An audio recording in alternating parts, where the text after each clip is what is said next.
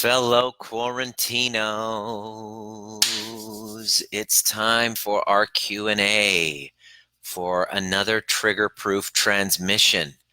Trigger-proof transmission, day 5, Q&A portion in the evening. It's evening here in Vancouver. You can see the sun starting to set and the days are starting to get longer here. The days are getting shorter down under with my friends in New Zealand. Jacqueline, I see you. Leslie, I see you as well. By now, those of you who've been following along are probably either, I don't know, we're getting to know each other quite well, aren't we? It's now been day 5 in quarantine. It's so weird. I've been walking around the city, social distancing. It's so interesting how everybody's so different. What's it like for you? Have you guys, where are you? Are you locked down where you're at? Let me know. I want you to tell me. What's it been like when you walk around? What's it been like for you? Yes, everybody's kind of self-isolating, and the restaurants now, you're not allowed to eat in the restaurants. You can only go in and take out. That's what I did. I decided I'm just going to walk, keep a distance from people, get outside. It was a beautiful day in Vancouver. And every time I pass somebody, and literally everyone's going like this, we're generally all walking into a culture of fear. Fear is the predominant emotion that's happening everywhere. The collective nervous system, and I'm going to keep pointing to that. This is my anchor right there, this little vision of the planet Earth from the moon. I want you to continuously, part of regulating your nervous system is to continuously, again and again and again, get yourself to that vision. Observe yourself from that perspective. It's a very healthy thing to do. It's a dose of reality. It's kind of like a divergent view of yourself, in our egocentric way, constantly thinking that the universe revolves around me until I wake up, awaken, and observe myself from what I call an overview perspective. And lo and behold, I'm just part of a whole. And this whole is collective, is going through crisis. And the crisis equals danger plus opportunity. And there's a real danger. I completely underestimated it. Have gone out twice in 10 days with my kids. People feel tender, vulnerable, wishing for old days. Amazing point.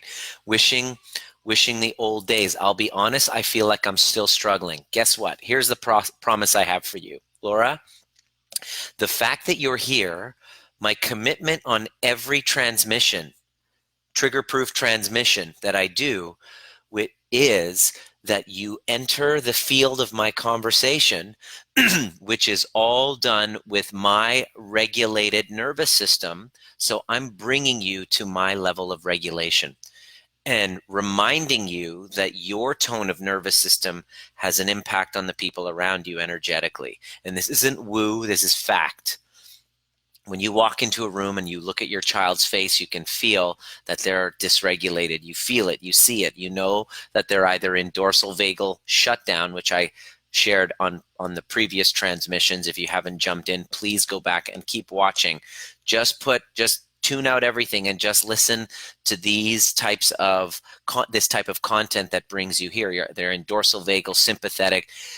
My commitment to you is that I'm going to completely dedicate myself to my work that I teach other people. I'm going to literally do my best to walk my talk. I mean, I have no other choice. I'm bored regardless. I don't have any other distractions except to 100% dedicate myself to this vision, which is to resonate my nervous system to the point where I feel completely safe, completely in a space of possibility. And I'm not saying I'm always there. I'm saying I know how to bring myself back. I know the work it takes to come back. And the work is an integration of neuroscience. It's about 20 years of mind-body work, facilitating, the healing transformations and facilitation of healing of people, of 10,000s of patients over the last 20 years, and now studying at length, at ad nauseum, human behavior, the mind-body connection, coming up with this one integrated, distilled methodology with one promise. And that one promise is the ability to take chaos and crisis and turn it into opportunity. Because you've taken chaos and crisis in your nervous, which is basically an expression of your nervous system, and simply by regulating it, you have the power to actually take all of that fear, alchemize it into inspiration and service. That's what's possible. You have this opportunity, and it's reproducible. You can do this. And then what happens is you now can turn around and like make an impact on other people. The only thing that's in the way of you really learning how to regulate that nervous system is this. Here's what it is.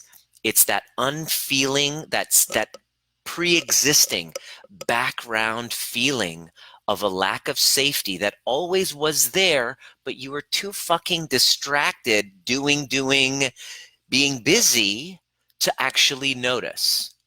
It was there before. Can you kind of own that? Can you see that? Justine, it's in New York City. Yeah, it's closed. You can see that, right? Here's why this is important.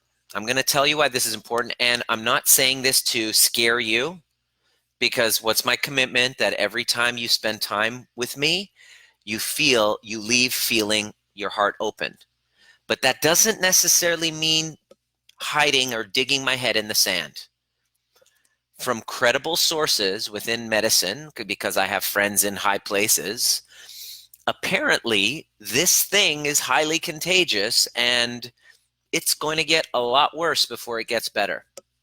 They're expecting, here's why what I'm sharing. They're expecting that the state of California, okay, which is 40 million people, that 50% will contract COVID-19. 50%, that's 20 million people. That's over half the population of fucking Canada will have it. And out of those, there will be deaths, around 1 million deaths. Okay? Now, is Nima saying this to scare you? No. I'm saying this to prepare you for the fact that as this goes on, things are actually going to get worse in the people around you. There will be more freaking out. There will be more danger. There will be more crisis, and there will be more opportunity. But only the determining factor, whether I see crisis, whether I see danger, or whether I see opportunity that's regulated, is my nervous system. And I'm already seeing huge opportunities, not just for myself, but for people who want to lead. There is a huge opportunity with people with the backbone, the resilience, the commitment, the courage. This is the key. You have to have courage. This is not a game for those who lack courage. And by the way, I want to say courage means that you have to have fear. I had somebody call on a call with me earlier. They said, I want to be fearless. I'm like, fuck that noise. I'm incredibly fearful. I'm scared. But courage doesn't happen without actual fear. You can't have courage without fear. Courage doesn't mean the absence of fear. Courage means having fear and stepping into a leadership role. I have fear about stepping up and claiming to be an authority here. I have fear about, people saying, who are you to be making this? I had the same imposter syndrome. Every single time I level up, every single time you level up, the devil comes up. It's just part of the game. I've just learned how to dance with the dark passenger. That's what this is all about. This is all about having you learn how to dance with your dark passenger.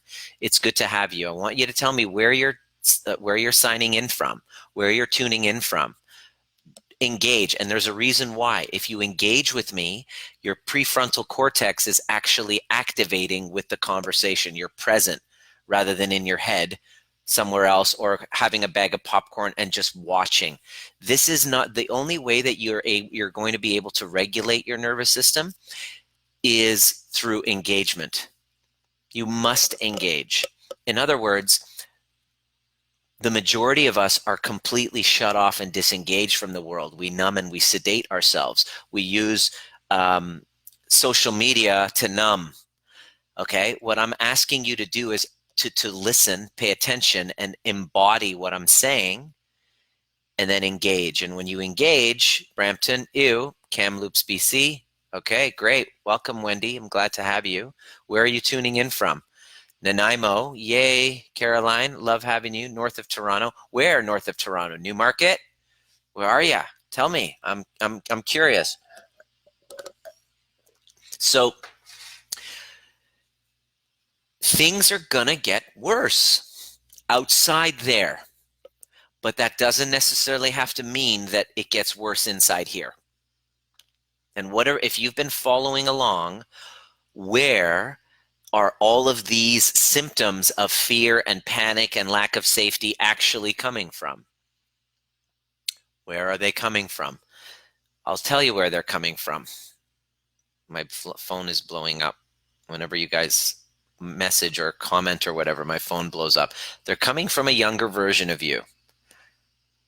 And there's a little, every time you get triggered, every time you read a post and you get triggered, every time someone rejects you that you perceive and you get triggered, every single time that's happening, I'm going to turn on the lights here. Hold on one second. A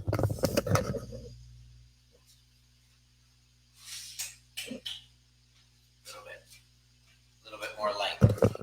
Beautiful. A little bit more light.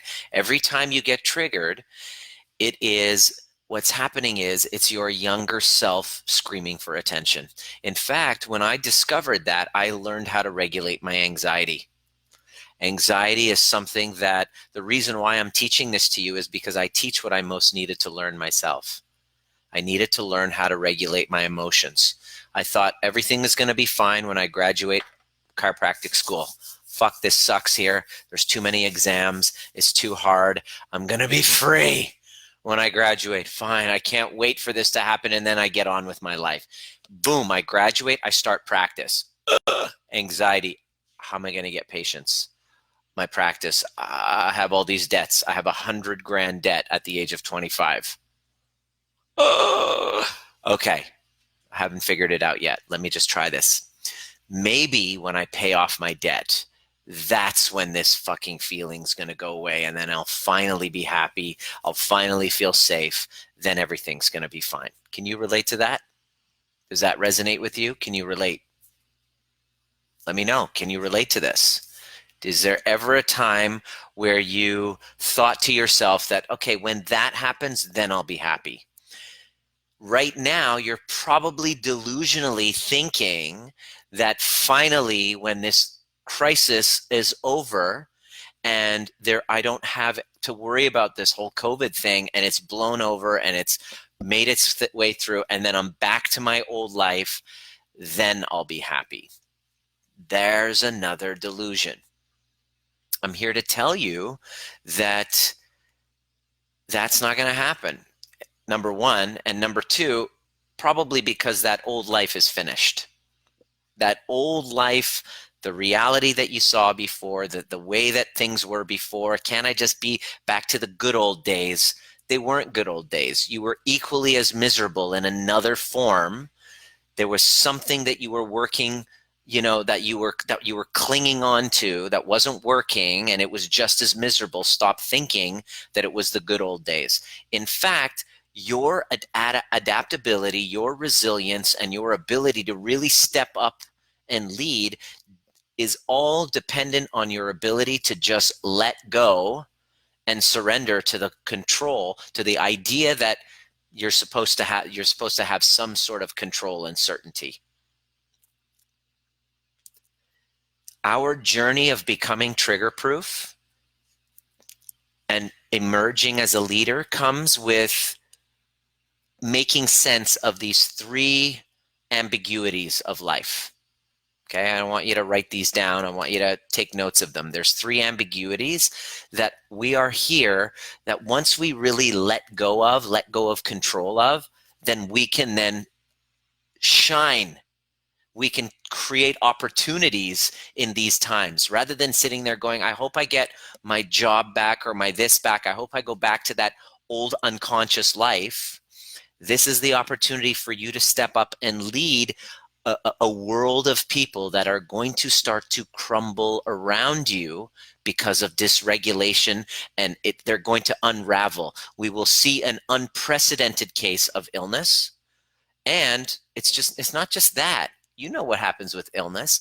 We are going to see post-traumatic stress disorder go through the roof. PTSD is going to post-corona stress syndrome. That's basically what's going to be happening. I guarantee you this is what's going to happen. And what's the world going to need the most? It's an opportunity for the heroes to come in and help solve problems. People who are going to help other people heal, people who are going to lead the way to help people get themselves back into their hearts. I happen to do it through your nervous system because I'm a little bit of a geek. My superpower is my curiosity. I'm constantly learning. It's never enough. My parents are like, quit investing in all of this stuff and go put it into real estate. I'm like, no. This is the real estate I'm investing in. Because in times of change, the learners will inherit the earth, while the learned will find themselves beautifully equipped for a world that does not exist. My favorite quote right now. I pretty much quote it on every broadcast. Eric Hoffer, in times of change, the learners will inherit the earth, while the learned in their golden prisons, in the good old days golden prisons, will find themselves beautifully equipped for a world that does not exist.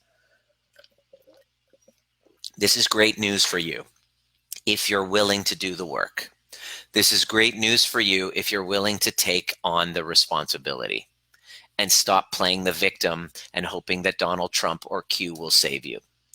This is your time to actually strip away everything that's not you and allow the real you to emerge so that you can serve from your heart. And you have a unique service that's from your heart. Some of you have been posting your poems and you've been collecting like all these poems. You can serve people and create communities based on those poems. If you're willing to step up and let go of all of the imposter syndrome and traumas and that causes the unworthiness that has you feeling that you're not, worthy, let's say, of stepping up and leading. You must answer the call. And then when the refusal of the call, which is no, not me, as Neo would say, no, I'm not the one. And everyone's like, yes, you are. And the journey through the matrix is about him finally acknowledging the second that he realized that he's the one, he was able to freaking stop all those punches and make the bullets stop. And it was just the awareness and the knowing.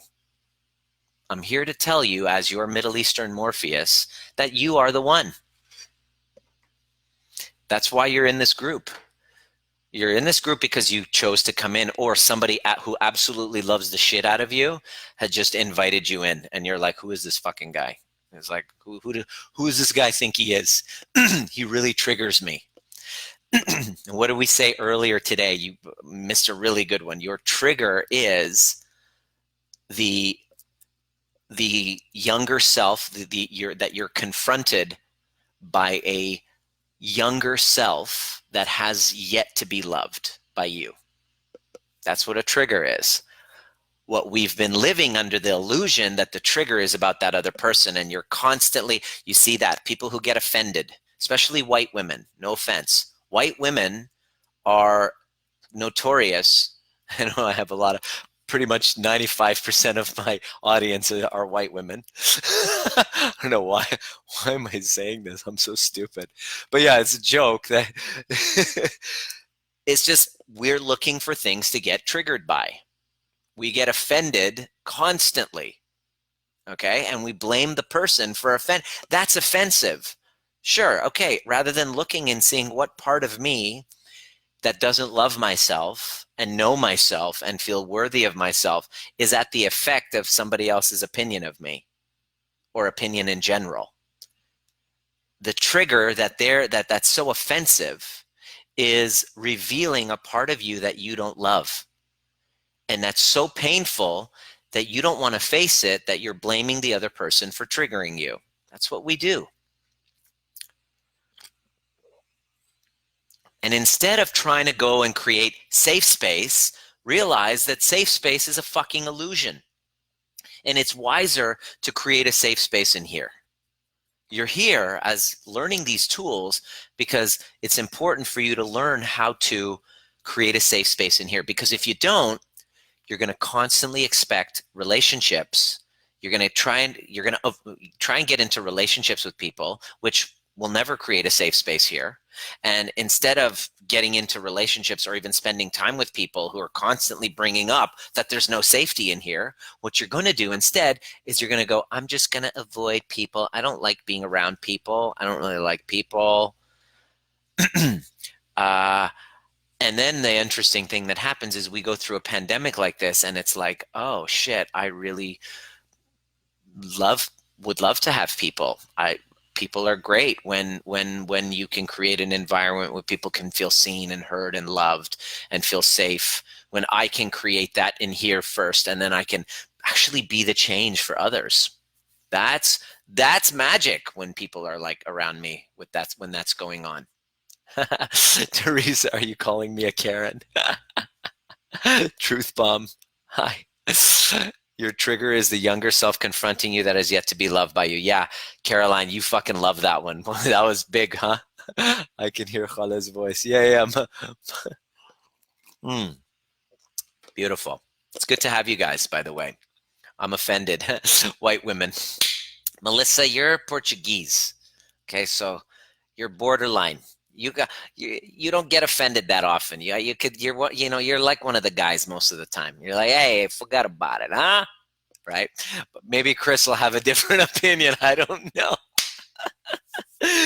So now that I've triggered you and I've given you all this bad news, well, I've completely gone away from my promise, which is to have you spend time with me and actually feel deeper and closer to your heart. I'm going to now just get you to start thinking about gratitude. If you were on our earlier broadcast, the reason why gratitude is so important is this, and I realized this just today. Gratitude, most of the time when I'm writing in a gratitude journal, it doesn't feel fake. It doesn't feel real, right? And this is part of the thing that I preach to my clients is to have a journal and you're literally writing your gratitude in it every day and ideas. And so I'm grateful for this, grateful for this, grateful for this. And to be honest, most of the time that gratitude isn't actually genuine. It's just saying it just for the sake of saying it, which is better than not saying it at all or looking. But the exercise we did this morning, if you did it right, you had a different level of gratitude. And I discovered this hack of gratitude just through this whole process and just through teaching what I most need to learn. Just by doing the work, I have these revelations and now I integrate it into my teaching, and it all comes down to under the umbrella of the overview method, because as I'm learning more, I'm constantly adapting it. And the whole idea is to take the trigger, the fear, the uncertainty, the am I going to be okay, which was very familiar to me over the last 2 years after my breakup, where I couldn't think my way out of the problem. And instead of sitting there trying to recontextualize it or do therapies, which don't work when you have a dysregulated nervous system, it's wiser to first regulate and get yourself out of that state of alarm in the body. Because once the alarm is out of the body, the fire alarm is off. Now, whatever therapeutics you do, whatever cognitive work you do, whatever changing the story you do will actually land. But without it, you can keep changing the story, but that alarm, that deep state alarm. Did I say the word deep state? Deep alarm state. I've been watching too much conspiracy theory shit. I just said deep state. That deep alarm will keep coming back, and we keep having to do cognitive work and change the story. And it just didn't work until I finally I met Dr. Russell Kennedy. He's now become like my best friend. He's a neuroscientist, and he's teaching me that all of this overview work up here is not going to change here. And then I started to do breath work, and that just blew my fucking mind. And I learned how to get into my body. And I learned that if I just do that and focus on that, bring down the alarm, the cognitive work comes a lot faster. It clicks, it lands. You see the duality, and it's just like, my mind was blown. And so today I had an interesting, when I was walking around, just enjoying and getting takeout from the restaurant, the ones that are still open, Persian restaurant. Highly recommend you go to this one in Vancouver if you ever come. I basically got on the phone with Diana and I said, you know what, and I want you to do this. It was such a great idea. It was such a great idea. I want you to do this, okay? I want you to do this with other people. You have to call a friend, or you have to do this with your partner. Imagine creating a conscious relationship with someone when you constantly are sharing gratitude for one another. And what that does is that it brings you into the moment. Okay? Gratitude, when felt in your body, not fake gratitude. I'm happy, no. Gratitude when you go here. And if you did the exercise in the morning, it was pure gratitude. And I'm going to give it to you later as well. I'm going to do it again, and I'm going to show you how to have genuine, authentic gratitude. It's a nervous system hack, and it's fucking powerful. And I just integrated it. And so as I'm talking to her, we're both sharing what we're grateful for. It's a powerful thing. When you look at what you're grateful for, it brings you into the moment. And a funny thing that happens when you're in the moment. When you're in the moment, what becomes available is you're present. And now all of the danger that you saw before around you, because you were in future, I'm going to die, which was coming from past version of you that is unloved. So you're in past and future. You're not present. And in the present, there's amazing opportunities, but you can only see them if you're here. If I'm in past and future, I can't see any opportunities. If anything that I'm saying is giving you an aha, I want you to tap that and name the aha. Okay? Because the whole design of this work that I'm teaching, it's kind of like this active meditation that's customized to your wounding. That's what the overview method is. It's an active conversation methodology / meditation / awareness that brings you to your wounding and back into the present moment. And in the present moment, when you're embodied in the present moment, you can now look around and see, how can I serve the present moment? That's what opportunity is. Opportunity is a service to the present moment.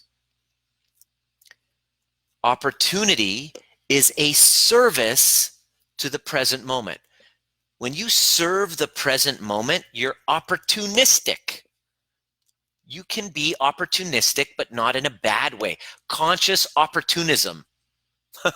That's what this is all about. Becoming trigger-proof is all about becoming consciously opportunistic. In other words, it's a win for the people and a win for yourself. Why the fuck wouldn't you do that? A win for others and a win for you. A win for others. Why? Because your gifts get to be shared in that moment of opportunity. That's right. You have a gift.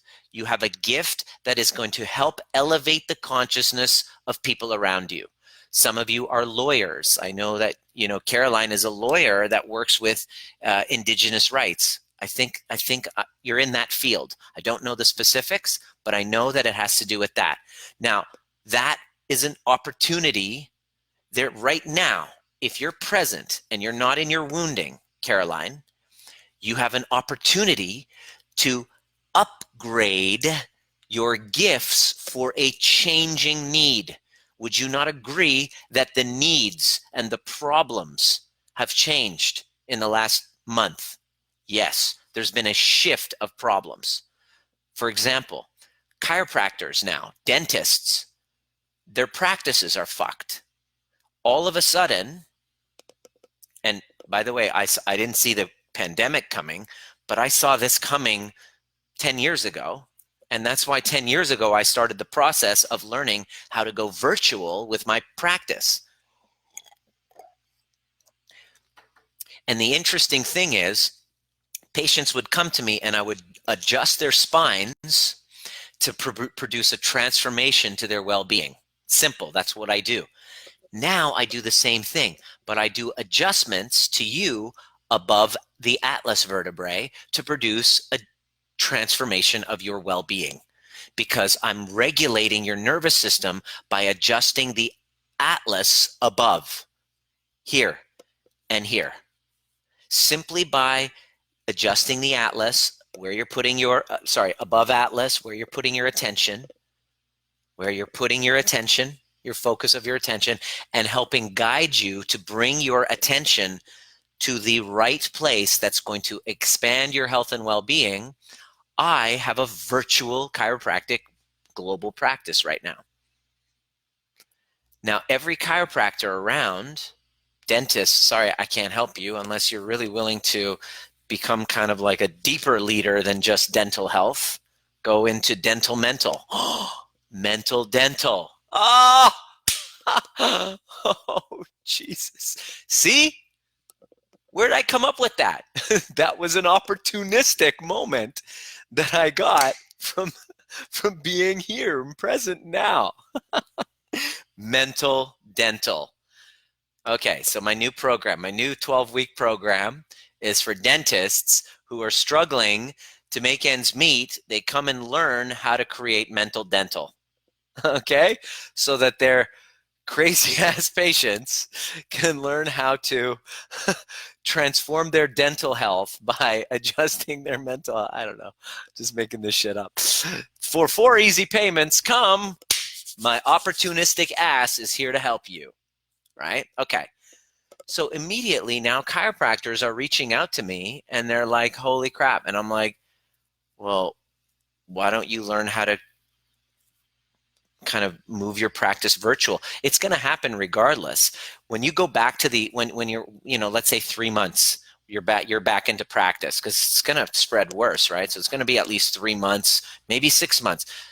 By the way, your kid's school is over, hopefully by September. I'm just telling you right now, get used to changing your relationship with your kids, because they're not going back to school until at least September. It's just the way that it's going to be here, at least here. That's what's happening. I heard this. So they're out of school and they're not coming back until September. Okay. All right. So now is the time. Are you going to sit back in a state of fear?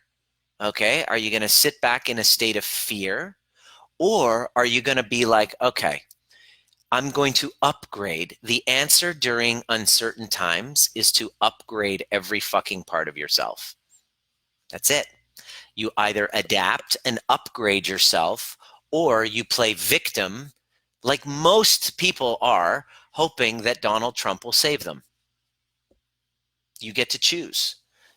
And so I'm now, all of a sudden, over the last hour, 2 hours, as I was doing that exercise with Diana, and I was doing this with her. I was trigger proofing with her. I was just having a nice conversation, sharing gratitude. And then, what's your vision? I said, oh my God, I have this vision. Take out a piece of pen and paper. And we just started sharing back and forth the kind of life that we want to build. What do we want to do? What kind of a community do we want to have? And we started, like, from a place of gratitude, envisioning the future and serving humanity together and having this beautiful kid and having this place where we can have retreats at our home and learn. And so I can facilitate this method and teach people how to lead their own communities. like twice a year, people flying in from all over the world to Victoria, British Columbia, and learning these methodologies so that they can take it back to their tribes. Adjustment above Atlas, nervous system regulation, healing through crisis. Like, as part of your corrective care, as if you're a chiropractic patient, wouldn't it be cool if you had a doctor that was taking care of you here, but also doing like group calls every week to help you with stress management, to help you with whatever, just different health topics? Because a lot of chiropractors, not enough, I think, but a lot of them love teaching, because doctor means teacher. They love educating. Connecting and educating is a big part. They love speaking and teaching, right? A lot of them do. Some don't. They just, they're afraid to get out there, put themselves out there like anybody else. And so wouldn't that be neat if you went to a chiropractor? Let me know in the comment section if you have a chiropractor that also provides, how is single parents supposed to do this and work? Thanks, Nima, for your advice. Sai, yes, my opportunity is to help parents cope with their kids 24/7. Absolutely. What the fuck am I going to do until September? Exactly. Leslie, that's it. What the fuck am I going to do? Yes. Instead of sitting back like most employee mentality, hoping that someone's going to save them, the teachers that are going to do well are the ones that are saying, fuck the world telling me what to do. I'm going to upgrade myself, and I'm going to see how I can use my gifts that I've been hiding from the world, that the virus is forcing me to express through me. In other words, everything that's not you is falling away to a world that does no longer exist. And thank God, because truthfully, it's not a world, if you're being honest, that you really want to go back to. Be honest. Before this shit hit the fan, what wasn't working? What were you frustrated about? What were you not dealing with?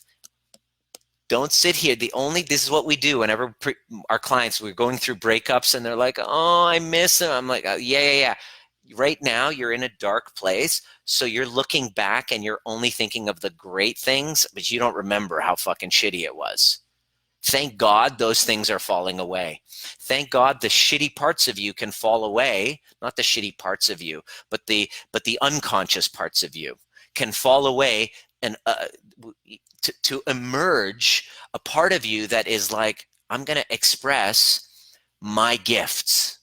I'm not going to hide my gifts. That's why I'm asking you to put your poetry, put your artwork, paintings, whatever it is. Now's the time to start to use all of these emotions to go in and express what's inside and create. And then create community, virtual as well as physical. Okay? You're going to have both. Thank God you have both, so that, let's say you go to your chiropractor, and then every week they have a class that you can tune into, which then will evolve eventually to some deeper level coaching as the chiropractor starts to evolve, as the doctor starts to evolve. And I started having this vision in that moment afterwards, after my conversation with Diana. I went and sat on the beach and English Bay here in Vancouver, and all of a sudden this idea came to me. I was like, oh my gosh, I got to teach doctors, other chiropractors, or healers of any sort to move their practice part-time virtual, to the point where they're actually, or anyone, lawyers, whoever, to actually incorporate the soul into their work. You can't avoid it anymore. This whole pandemic is exposing our disconnection from our souls, because the only thing that's going to take you through is a reconnection to your soul and your higher self. And the way that you do that is by going back and digging up all of those things that you've been avoiding. That little one inside of you that had big feelings, that had them stuffed down because of parents who didn't know how to deal with their own feelings, who had parents who didn't know how to have them feel seen and heard, who had parents who had parents who had parents, passed down from generation to generation. It's unavoidable. The world is coming to the realization that they can no longer hide from themselves anymore. This is great news. This is all for the better. The drawback is, yeah, it's a little inconvenient. It's what our clients say, but it's not. One of my clients was like, okay, it was really funny. Sweetheart, Greek, of course. Greeks and Persians are the most difficult clients because Greeks and Persians have the deepest egos. You wouldn't tell by looking at me because obviously you don't see any ego when you look at me because I'm perfect, right? But Greeks and Persians really have, here's why. It's a cultural narcissistic parenting because it's all about how good you look. It's all about looking good. It's all about being proper, right? So the shadow parts are suppressed. So the child, when they express the shadow side, they're hushed or they're quieted or it's attempted to be hidden. And that hiding of half of yourself breeds this anxiety and deep need for external validation because of that shameful self that you're trying to hide. So they're very big at hiding themselves, extremely inauthentic. And it's not because they're arrogant or whatever, it's because they're terrified of their other side being exposed because we were always raised to just be one-sided and acknowledged and praised only if it was based on a performance. Okay, so it creates a narcissistic, egoic kind of upbringing, right? And then when you have the kids, you're basically downloading, you're doing the same thing to them, right? And it just gets passed down. And so she basically said, all right, I've been having anxiety and panic attacks. I was hospitalized a couple times. I'm anxious like crazy, a shit ton of traumas. I've been through a lot, but I'm a strong woman. I'm a strong-willed woman. I'm very independent. I'm very strong. She's ticked off all the boxes, very successful in her work. Married, he ticked off all the boxes, but they didn't really have an authentic connection because it was all based on the inauthenticity and unconsciousness of who you were all your life. So of course, when you get into a marriage like that, like I did, you expect the other person to see you when you don't know how to see yourself because of your wounding. And lo and behold, it's toxic and it breaks down. And now she's got all these health problems, autoimmune, all of this stuff going on. And now her anxiety's high. And then she says this on the call with me. She goes, okay, so here's the thing.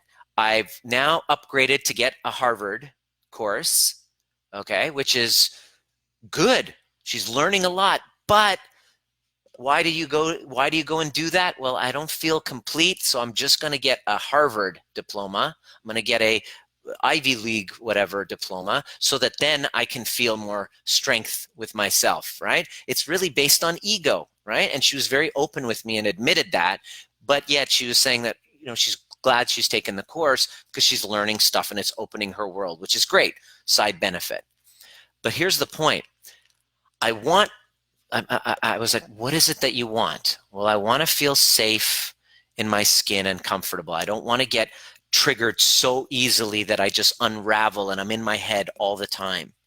And I just can't calm myself down and really step up and be a leader in this time. I really want to, but I just can't because I'm in my head and I've completely lost my mojo. One trauma after another that you haven't really processed will do that to you. So if you've been already going through that and then now you go through coronavirus, your nervous system goes, fuck you, overload, I can't handle it anymore. So somebody, and then we go into ego, so somebody save me. This feels so shitty that I need somebody out there to take it away from me. And that somebody doesn't show up. And I'm one of the few voices that are here to tell you that somebody is you. That somebody to get rid of that can only be you. And I've been telling this to my global tribe of self-healers that you don't need a doctor to heal you. You don't need a fucking savior. We're looking for saviors when the savior is in the mirror. Who, what pill or what doctor or what relationship is going to solve a problem caused by a feeling of unworthiness? What relationship is going to heal a condition caused by an inability to sit in your own discomfort, in your own thoughts? It can't. We must face them now. We must heal them now. And so in times of change, the learners will inherit the earth. And we're in times of change. This is only the beginning of the changes. Yes, the school year is finished. There will not be school this year. It will be in September. At the very least, they're saying. So what am I going to do with myself? The question you're going to ask is, who do I want to become? Who do I want to be? Who do I want to be at this time? I want to be the voice of calm. I want to be the voice of regulation. I want all of the noise on social media to be able to be drowned out so that when people pay attention to this noise coming out of this mouth, they actually feel closer to themselves, more regulated in their hearts, because that's the only thing that could save the planet.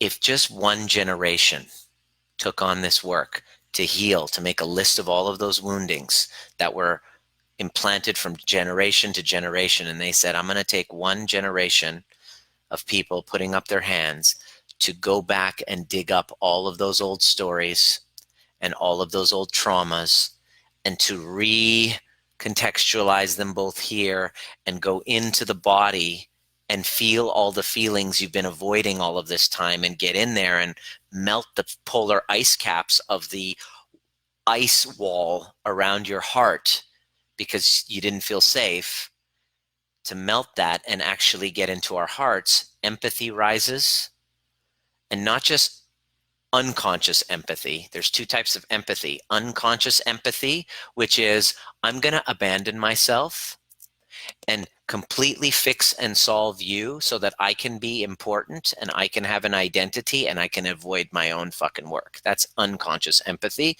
Most empaths are there. That's what most people who say, I'm an empath.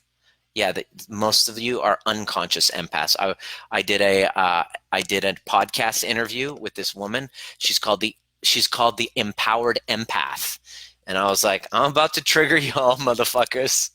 Are you ready, empaths? You empaths, your best. I'm an empath's worst nightmare, yet I'm your road to actual healing.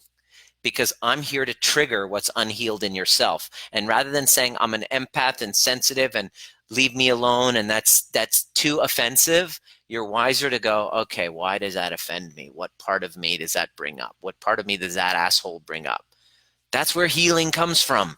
It's not from hiding and avoiding. And my conversation with her was all about, look, you can't be an empowered empath at the same time as being a victim. You're either one or the other. You're either an empowered empath, which I'm going to tell you what conscious empathy is versus unconscious empathy, or you're an unconscious empath, which is a victim. Conscious empathy is this. Conscious empathy is me, for example, me standing here serving you, and I'm tired, like just before this call, I thought to myself, oh, I'm a little bit tired. Maybe I'm sure they'll understand. They don't care. I'm sure they'll understand if I just take Saturday night off, because I've been going like 5-6 days a week, 2 calls, but then I'm doing calls with people. You guys are reaching out to me, which I'm happy to do. And we're also working Saturdays. Why not?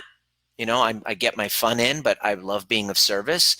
But conscious empathy is first holding the little one inside of me that felt abandoned, so he adapted by becoming super duper entertaining for other people and loving the attention and going around saying, look at me, rapping and doing all that stuff. That's the little boy inside. That's this guy. Oh, geez, you guys are blowing the shit up. That's this guy. Let me. That's this guy. And seeing him and being able to say, you know what? I see you. And I know that you're a part of me. You are with me while I'm doing these broadcasts. That part of me is still there. Many of you can see it. In my weekend workshops, when we talk about inner child and all that, I put on my hammer. How many of you guys could see my little boy throughout the weekend? He's a fucking feisty little fucker. I love that guy. And my conscious connection with him to bring him along in all of my interactions, energetically, in my heart, physically, bringing him along saying, I know part of this is for you. So I acknowledge you while you're coming out there and gaining people's attention, and for the purpose of serving and empathizing with what you're going through. But by first resourcing myself. That's conscious empathy. That's very rare. But when you're in that space of conscious empathy, you are fucking unstoppable, and you don't lose your health. One of the great examples is Nikki Burton, who, one of our clients, she's an empath. Every single Christmas, she would share, she's very open about this. She would share that she would get sick every Christmas. Why? Because old triggers will come up during the holiday season. If you had crisis during Christmas, you'll have depression during that time. We see it all the time with our clients. If you notice, during holidays, during anniversaries of deaths and stuff, your body will go into a state of alarm. Your hormones will be out of whack. That's all the dysregulation from an old previous trigger. In other words, the holiday season triggers an old wound. And so we had started work with her in October, healing those old wounds. And by November, December comes, she reports, she goes, Christmas came and went. I had dinner for like 50 people that I cooked and prepared all of it. And every year I would just collapse with an illness. This year, for the first time, I was healthy. We had a handful of our clients in our community actually share the same thing. It was like, I didn't get sick this Christmas for the first time. The sickness that you go through often, if you get sick, it's usually that younger self wanting attention. Because often, if you were raised in an environment where things were a shit show, where you had to abandon yourself and take care of others just to feel safe, the only time that you would actually feel love and attention was when you were sick. Well, guess what? You now have an unconscious programming that when you feel alone, when you feel a lack of love, you will unconsciously attract an illness so that you can finally, speak your boundaries when you don't know how to do it and get love. That's oftentimes where someone will manifest an illness unconsciously. It's not like they're doing it on purpose. It's an unconscious process. I started seeing this in my practice. I'm like, shit, there's a dynamic going on and they're completely unconscious of it. And I want to shed light on that. And so people can completely heal. And I mean, there was one woman, Val, in one of my events. When I told her this, I even said that. This is how fucked up this is. I even said that. As I said that, I said, if you're a kid and you only got attention when you were sick or whatever, you're going to unconsciously manifest it when you feel like you need love. When you're stressed, you're going to manifest it to get love. Your body is working for you. It's an unconscious strategy for you to receive love. When I said that, she bursts into tears and she goes, oh my God, now I figured out why I got migraines ever since I was 7. And since she put that together and from unconscious, it became conscious, she would report, she goes, I don't get migraines anymore, or they're like down by like 90%. How the fuck? the adjustment above Atlas. I used to think it was only just with a chiropractic adjustment. It's not. It's nervous system regulation. The reason why the chiropractic adjustment works is not because chiropractic is miraculous. It is. Chiropractic is the quickest, speediest access point into your nervous system to help you regulate. It's perfect. But if you get your adjustment and then you go back to that toxic relationship pattern that's unconscious, you're going to be holding that pattern. There needs to be some evolution up here. It's not just here. You must make the unconscious conscious. You must adjust above Atlas. And so it's time for me to start teaching chiropractors this, that they can take this type of work, the overview method of it, because it's an integration of everything, and use yourself. That's the beauty of this. Whether you're a tattoo artist, whether you're a poet, whether you're a Starbucks barista, you can actually take this methodology and incorporate it using your creativity and become a leader of where you are. This is basically for leaders. So there's been some comments here. I'm fortunate I never get sick. I get headaches. Now I go to sleep. Great. Hi, Jillian. Say that again. What is conscious empathy? Do you want me to repeat it again? Conscious empathy is when you hold your wounding as a priority before you look after somebody else. Okay? Unconscious empathy is I'm going to abandon myself and my needs and become the fixer so that I can pretend to be so all about you, but in fact, unconsciously, it's giving me a sense of power. It's giving me a sense of importance. It's giving me a sense of, and the woman who it was interviewing me, that the empowered empath, she was like, yep, that's exactly what I do. She owned it like a fucking badass. I'm like, you're one of the healed ones, aren't you?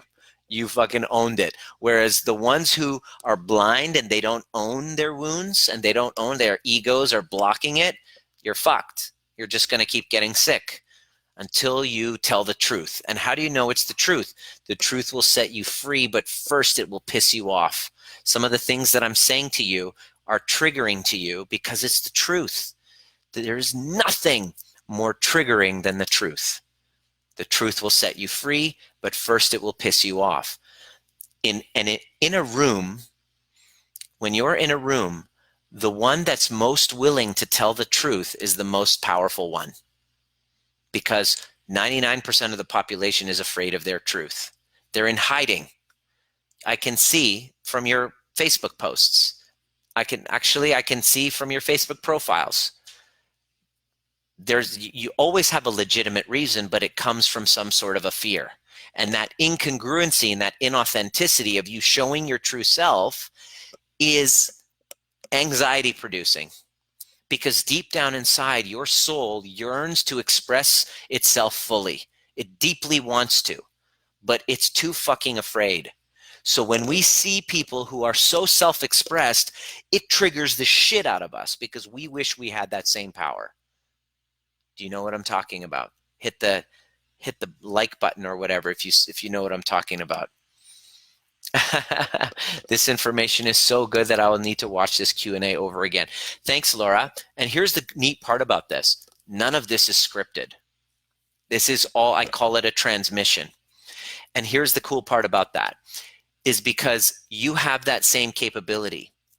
When you put yourself and you're fully resourced and grounded in who you are, you can show up as your most authentic self. And in that moment, that's your genius and you're serving from it. It's literally coming through you. I want you to write this word down. This is your authentic leadership. This is your goal for your upgrade in COVID-19, is to get to the point where you are through emerge. Okay, emergence means it's kind of like within an oak tree, within an acorn, there's an oak tree. Within you, you are an acorn, and there's an oak tree within you. But in order for it to grow, we don't have to actually push it. You know what I mean? it actually will emerge naturally if we let nature take its course and we get out of our way. We get out of its way. The same thing is happening with you.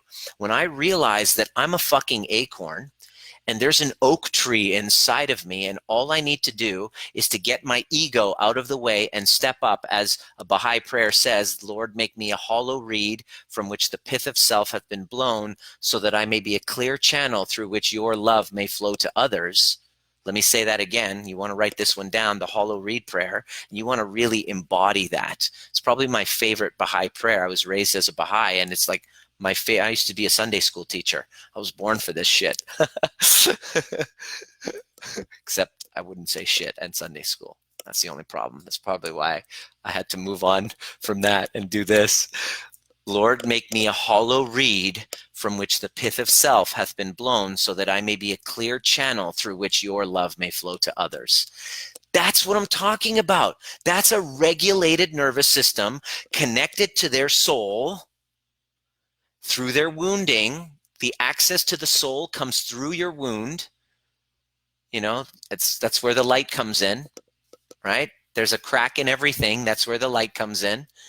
We go into the wound. That's the overview method. We open and reconnect with that younger self, expressing what's inside as a communion with that younger self. Everything that you're saying to that wounded younger self that didn't know what to do, that was wondering, am I going to be okay? Am I safe? If you can hold space for that little one the way you would for your own child, with the same amount of love, all of a sudden, that unsafe feeling in your body, all of a sudden starts to open up and relax and feel safe. And now the alarm is gone. Now the subconscious isn't in protection mode. You now can implant all of the suggestions of worthiness, of possibility, but not until your fucking nervous system has gotten into a state of regulation. And in the collective, it's completely dysregulated. So nobody can see the opportunity. Few of us, you hopefully, if you're going to continue this path with me, that's my commitment to you, is to bring you there into your heart, so that the true voice that's within you, that's just waiting to be emerged in a society that's all going to be traumatized by this, because it's going to get worse. You get to choose how you show up, but you have to get over the story of scarcity. You have to actually tap in to the source to understand that if you take care, there's a covenant that there is with our creator, with source, is that if you just take care of you, step one, upgrade you, make yourself the most important thing, because you're going to be at service for that thing, that little floating spaceship. And I remember, I was like, I'm about to invest in this uncertain time into expanding my events and learning how to delve deeper and find my voice and messaging and get the help and guidance to do that from mentors that really, but I'm scared. I don't know if I can afford that. And it's like, I sat there and I thought to myself, if I truly did this for the sake of helping people, and I did it, and here's the key, I can't bullshit that, because you'll be able to feel it. There's the camera that's going on. You're listening to my voice. There's nonverbal cues in my voice, in my posture, in my eye contact with you. Most people, when they do video, when they watch video, I can tell when someone's full of shit now, because when most people do video, they do it like this. They're like, hey, so check this out. Look what's happening. I'm looking at myself. Here. How do I look? Most speakers and teachers, when they're delivering their content, they're going, okay, so here's what you're going to do. You're going to take deep breaths, and does that feel connected? But what if I look deep into your eyes? And I look into the camera as though I'm looking into the heart of a person sitting there. And I'm actually coming from here, and I'm coming from a regulated place, and you can feel it in my voice. It's unmistakable. It's inevitable.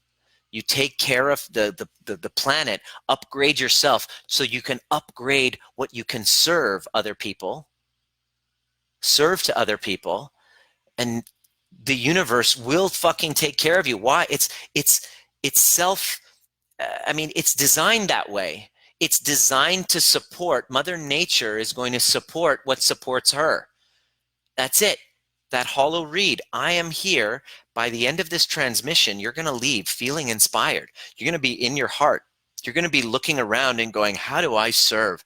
Where are the opportunities? Which maybe a couple hours you're sitting there going, ah, if you're like most of us. I know I am too if I don't stay grounded and connected with my work. And I let the unconscious mind and nervous systems of people that I don't want to be like infiltrate my energy field.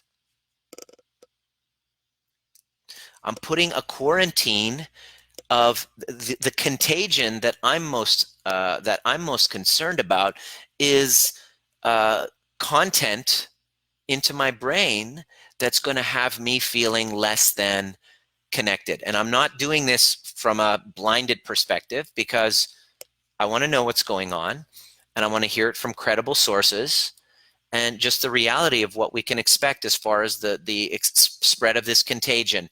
Like who's doing it?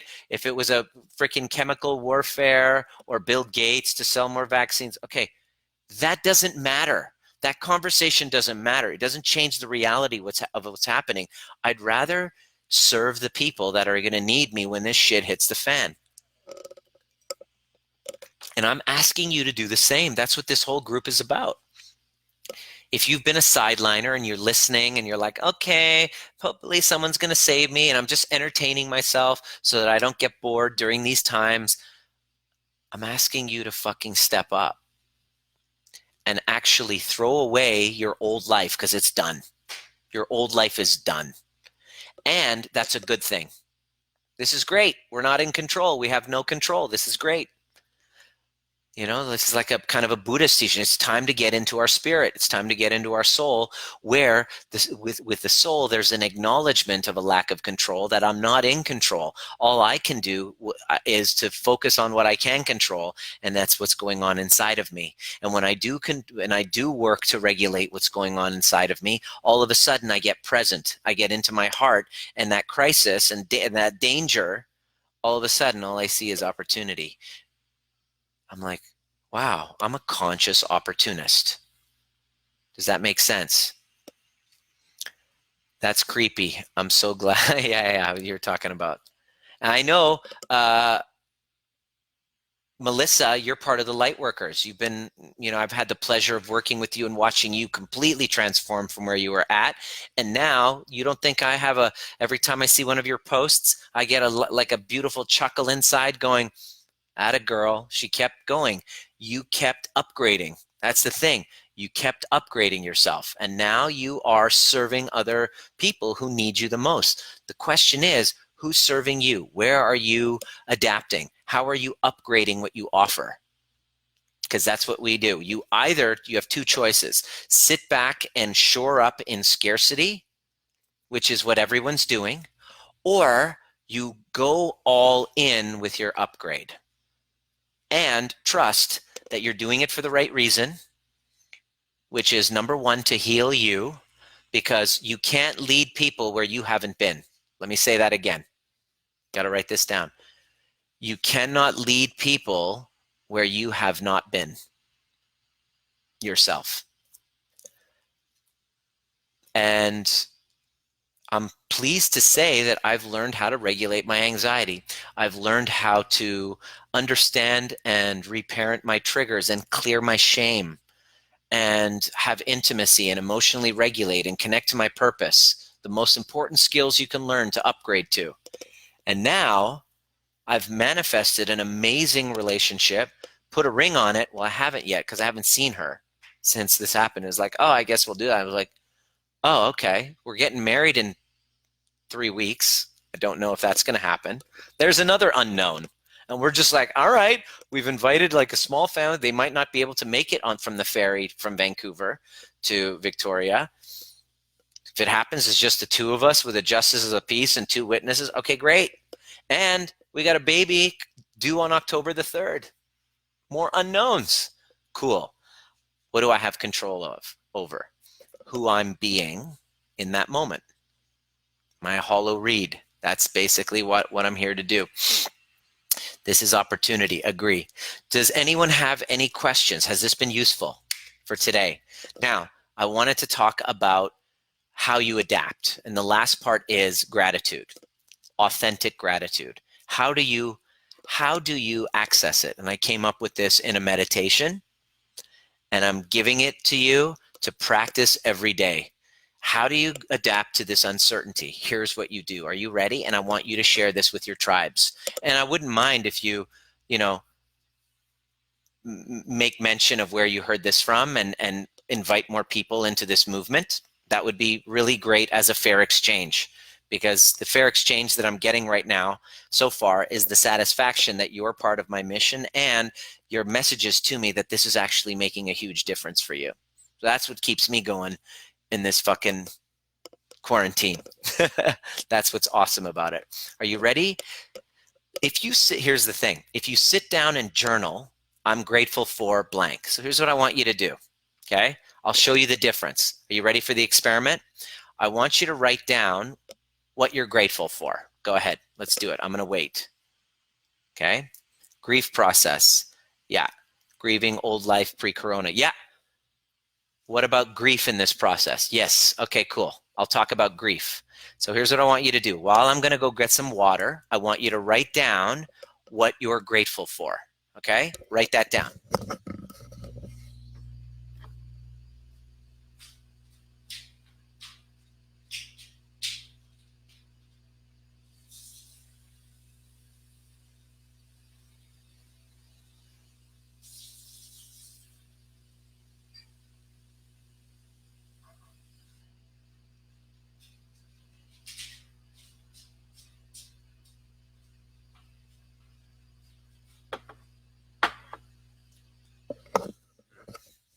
Okay. Laura, please remind me. Yes. Please remind me to talk about grief. This is very important, Laura. Okay. By the way, Laura's in Toronto. Yeah. Leslie's in Toronto, Brampton. Same thing. When I first came to Canada, I moved to Brampton. What are you grateful for? Write it down. I'm not joking. Write down what you're grateful for, because I'm going to show you the difference between writing it down and true gratitude. This is two-dimensional gratitude versus three-dimensional gratitude. This is the lesson for today. How do you adapt? Is by going from two-dimensional gratitude to three-dimensional gratitude. Write down what you're grateful for. For the neighbors I have, we've been a family this last week. I'm so grateful that I have opportunity to really help people. Perfect.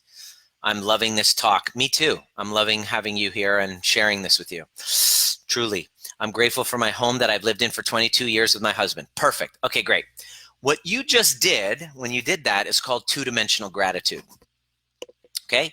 Two-dimensional gratitude is great. It's better than fucking anger and resentment. Okay, by the way, essential oils throughout the day. Every time you can remember, nice essential oil. Everybody take a deep breath in as you're sitting there.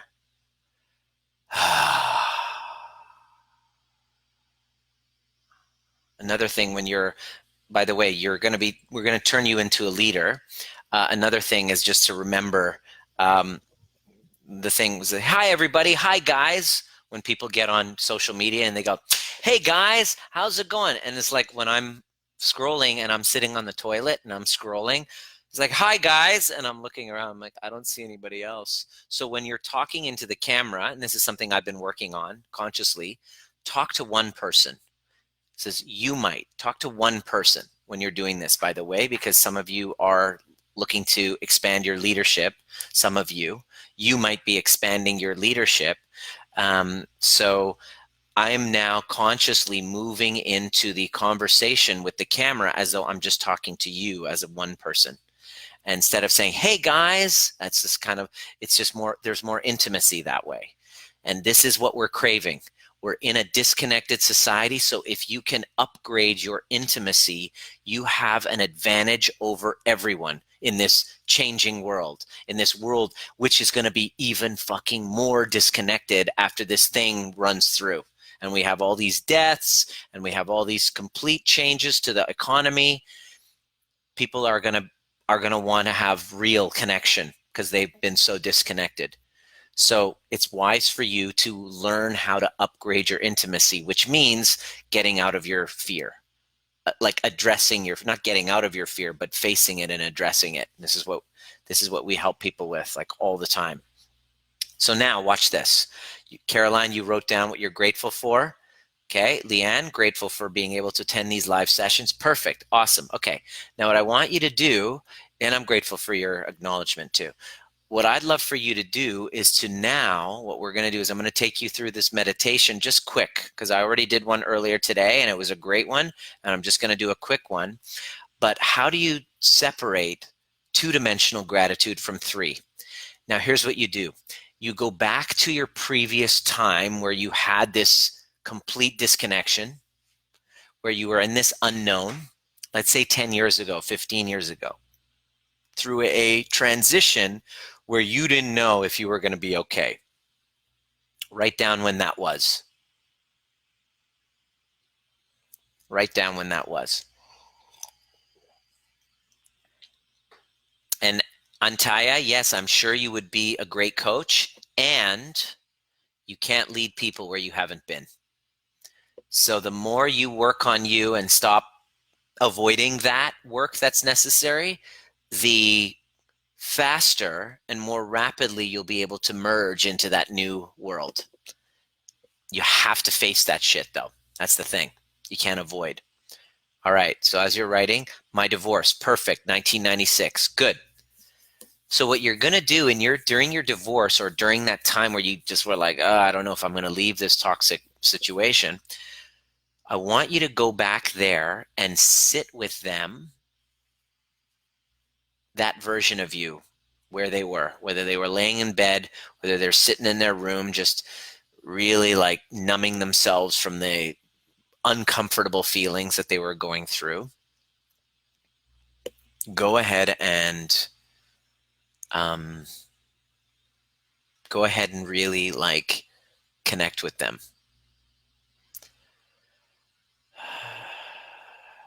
Relax your body, become that kind of Charles Dickens ghost of Christmas past. You kind of go, and as that ghost that takes you to that past scene. And what are the challenges that they're going through? What are the questions? And what is the mystery going on in that version of you's mind? I want you to go back there and really get connected to it. Okay. Back step, stress. Perfect, Antaya. You're going to go and you're going to sit down with her on that step. And you're going to pretty much acknowledge all of her feelings, like a safe space that all of them are welcome. This is kind of like an active meditation that you can do when you're walking, when you're showering. Whenever you get stressed, you're going to go back to a just like when. You're going to meet yourself there and you're going to join yourself there. You're not going to make her wrong. You're just going to basically let her experience them and feel them. And you're going to want to put your hand on your chest, and you're going to feel it exactly as that one's feeling it. You're going to say, I know how you feel. I feel it right here with you. And as you feel it, you're just going to sink into the relaxingness of it. Even though it's a state of alarm, you're going to now kind of acknowledge that you're safe and that all of the feelings are valid.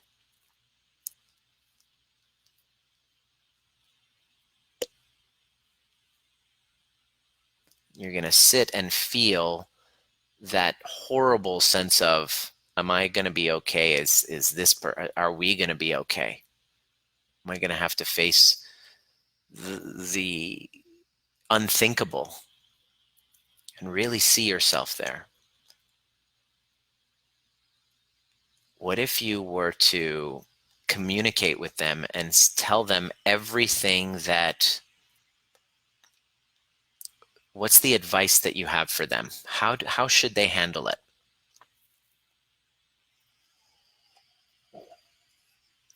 Pay attention to what you're saying. And now listen. What is it that you need from me?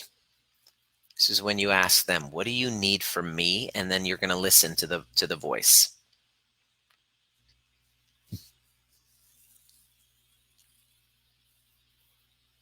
Ask them, what do you need from me? How do I support you? Now, listen.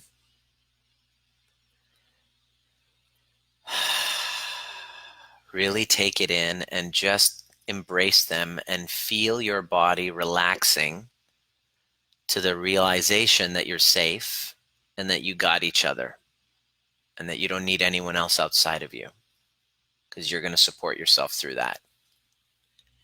And bring them along with you to where you are today, and let them see all of the things and the blessings that are going on in your life from their perspective.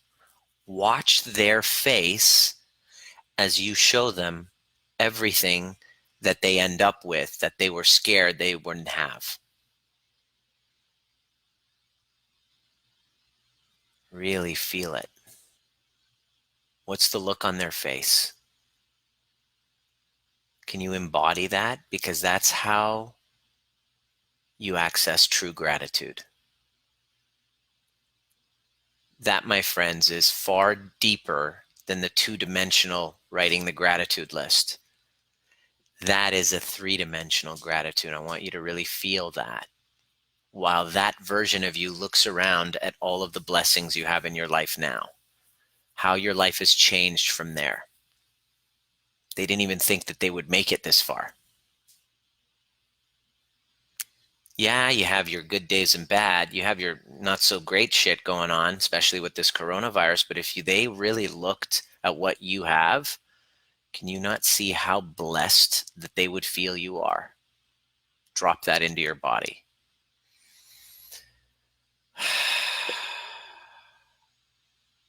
And now together, what are their superpowers and gifts that you would love to use moving forward? What would you love to create? What leadership, what gift would you like to share with your community? Not for making money. You don't have to worry about that yet, just for the sake of being that hollow reed.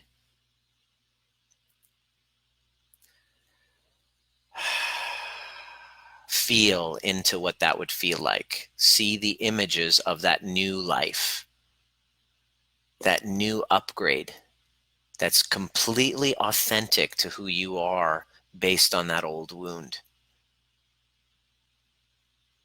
What would that feel like to express your true self and have people actually elevate in their lives because of it?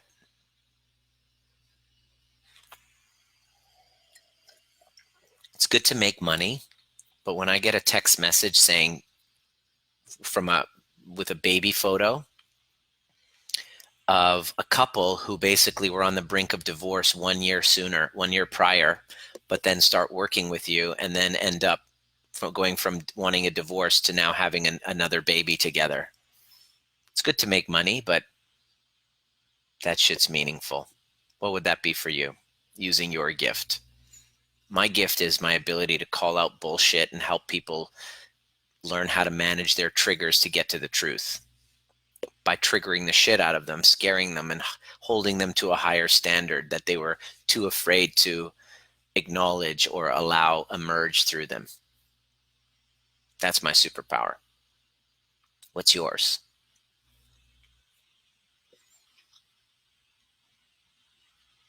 Beautiful. Beautiful, Caroline. Beautiful. Amazing. Now ask the universe for a sign moving forward. Just keep your eyes closed. that vision, just ask for a sign that leaves you with no doubt that your call is being answered. Just so that you can learn how to trust and surrender with the current that's emerging through you. This is a time to deepen your spirituality. Spirituality just means state of consciousness. That's all this is. I'm so grateful for this virus because it's forcing me to consistently swim past my ego or fall into an abyss. So it's like, it's basically saying, if you don't serve the world with your gifts, Nima, I'm going to make you suffer. It's like, oh shit, okay. So like I tell people, this is my medicine, just as it is for you. This is my medicine, is to give you yours. It's to, energetically, by the way, it's a different medicine. I have that triggers me to actually use that language, because I've, for 18 years, have been priding myself on helping people get off of that word. And now I'm like, okay, it's a lingo. You get what I mean. You know, and sometimes medicine is necessary. Fuck, if you got some sort of virus or, pneumonia, thank God it's there for emergency situations. Thank God. That's the value of medicine. That's why it's here. It's time to kind of trust. I believe it's time for us to trust our medical authorities now. Okay, this is, whatever your opinions, let's trust that for emergency situations and say, thank God you're there for emergencies.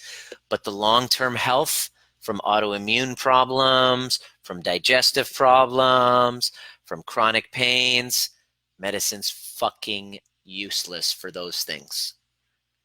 Those things are your responsibility. And if you think that just by taking a pill and that can give you a prescription for keeping yourself locked in those same old patterns, then you don't, it's not that you don't deserve to be healthy. It just makes sense that you're not. It's okay. It just makes sense. Like, let's make sense of everything here. And if you can make sense of your symptoms right now as a dysregulated nervous system that comes from an old wound, then you have an advantage, because now you have conscious awareness. And if you're conscious, then you can choose. I'm here to tell you, you can choose to widen the space between stimulus of your trigger and response. And the work that you do, that you invest the time and the effort and the resources to learn how to expand that space, will expand your fucking world. It has for me. And now I have relationships that I absolutely cherish, because we can all be honest around one another, because we don't hide from the truth, because we don't run away from our triggers. We run towards them. I'm so grateful to be able to share this with you. Are there any questions? Medicine bundle, you can ask someone to, you can add to someone's toolkit. Yes, but it's a gift. Perfect. Patient, good.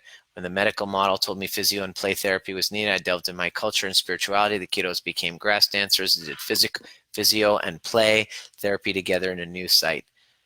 A non-medical model. Beautiful. Calm in the storm. You say Antaeus in the work. Take and Taya. Okay, got it. All right, good. That's your fault for having a confusing thing. It's not my fault. I'm the victim. To Antea. Okay, got it. Instead of Antaya, Antea. Got it. All right. Pardon me. Nima's not that easy. Rahmany. Every time I'm being interviewed on a podcast, they're like, could you help me with the pronunciation? I'm like, Dr. Nima Rahmany. I can't wait for the time where, it's coming soon, where I'm being interviewed and they're like, hi, Dr. Nima. We don't have to ask how you pronounce your name anymore. It's like, this is what it is. So that's coming soon. Already, like, I'm being interviewed by podcasts. If you know somebody that really needs to hear this message and has an audience, put me in touch with them. I would love to get on their podcast and share. Hopefully this was valuable to you. Let me know what your biggest takeaway was in this lesson. Let me know It's all my fault. Nailed it, babe. Yeah, it's all my fault. Thank you. Thank you. See my married name. Oh my God. Yeah, that must have been fun. So, what was your biggest takeaway for today? What was most relevant to you? What landed for you? And here's the next part. What 3 to 4 people that you really love that you know would benefit greatly and are really needing the support? Who's dealing with some stuff that really needs the support and you know it's coming from some old wounding? Bring them into the tribe, bring them into the community, have them practice with us and contribute with us. So let me know who that was. Go ahead and do that right now and tag them and let me know what landed for you. Was that useful for you? Send me a DM with any questions, or if you want to chat or you want some personalized kind of guidance and really going all in for the upgrade for the upcoming whatever, and you want to find out more about this kind of community development, kind of inspired leaders type of mastermind that I'm creating, if you're really ready to upgrade and make something of yourself that you can look back on and go, holy crap, that coronavirus thing was the biggest catalyst to my leadership, where I'm actually sharing my authentic voice in a way that actually lands for other people with some amazing tools, and being able to see other people and really have them feel seen and heard and loved, and really be able to face my fears, because I went and turned around and healed all of those old woundings that stopped me from believing that I'm worthy of it. Does that make sense? I'd love to hear. Great to have a laugh. My sweet neighbor needs this. My friend Tamara and my girlfriend Gail love today's talk. I'm definitely on a shift. Can you have you noticed that by following along? Thank you. Have you noticed that by following along, you've been noticing a difference? What have you been noticing? Yes, you want the catalyst. All right. Looking forward to helping serve you. All right. Anyway, that's it for me. Hopefully that you got something out of that, and see you at the next perfect time.